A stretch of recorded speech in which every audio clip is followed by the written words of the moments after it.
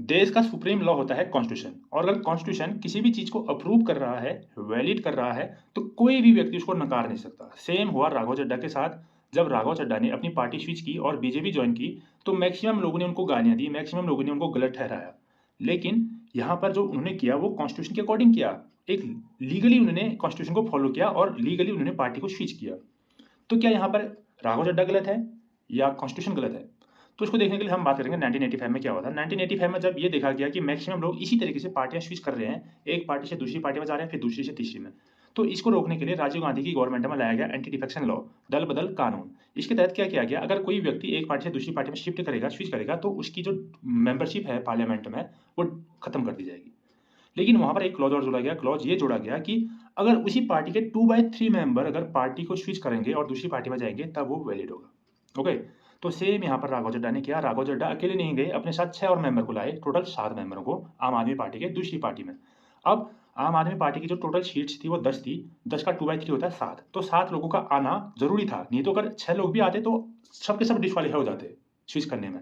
तो 7 के 7 लोग आए और क्लियरली कॉन्स्टिट्यूशन के अकॉर्डिंग लीगली जो उन्होंने किया, अपना काम कर दिया, और उनको अपनी मेंबरशिप भी नहीं गंवानी पड़ी। तो ये तो वैलिड हो गया, मतलब कॉन्स्टिट्यूशन के अकॉर्डिंग ये उन्होंने लीगली किया ना। तो यहाँ पर अब क्वेश्चन क्या बनता है? क्वेश्चन ये बनता है कि जो दल बदल लॉ है उसकी प्रासंगिकता क्या रही?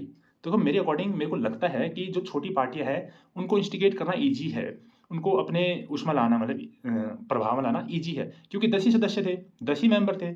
10 मेंबर में से 7 मेंबर को तो इंस्टिगेट करना ईजी है, अपनी पार्टी में लाया जा सकता है। लेकिन अगर मान लो 50 मेंबर होते हैं आम आदमी पार्टी के, तो टोटल 33 के आसपास, 2/3 33 बनता है, तो 33 मेंबर को मतलब इंस्टिगेट करना पड़ता, 33 व्यक्तियों को अपने प्रभाव में लाना पड़ता, तब उनको शामिल किया जा सकता था अपनी पार्टी में। तो यहाँ पर क्वेश्चन ये है कि जो दल बदल कानून है वो अपनी प्रासंगिकता कहाँ खो रहा है? अपनी प्रासंगिकता वो वहाँ खो रहा है जहाँ पर उसको छोटी पार्टियों को वो करना पड़ा है, सेव करना पड़ा है। ओके।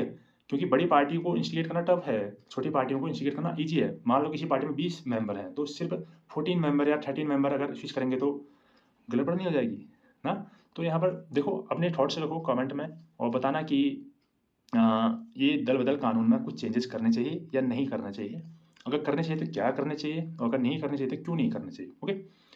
तो अभी तो जो भी है वो लीगली है, राघव चड्ढा ने जो किया है वो लीगली किया है, और कॉन्स्टिट्यूशन भी इसको अप्रूव करता है। ओके। और कॉन्स्टिट्यूशन को भी गलत नहीं ठहराया जा सकता और राघव चड्ढा को भी गलत नहीं ठहराया जा सकता। तो गलत किसको ठहराया जा सकता है उसको भी मेंशन करो। ओके। तो थैंक यू। और आजकल टाइम नहीं मिल पा रहा है, और काफ़ी 1 डेढ़ महीने बाद डालूंगा प्रॉपर वीडियोज़, अभी तो नहीं हो पा रहा। Thank you.